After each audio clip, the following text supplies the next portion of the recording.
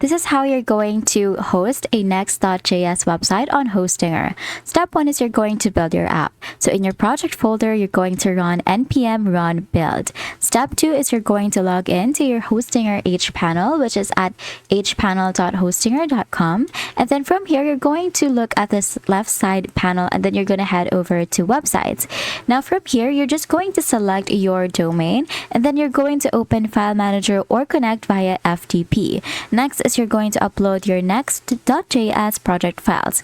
In each panel, open Node.js Manager and then select your app folder. Set the start file, for example, server.js or index.js, and then after that, you're just going to click on restart, and then your Next.js site will now be live. And that's it. That is how you're going to host Next.js website on Hostinger, deploy a Next.js app. If you found this video helpful, please don't forget to like the video and subscribe to the channel for more.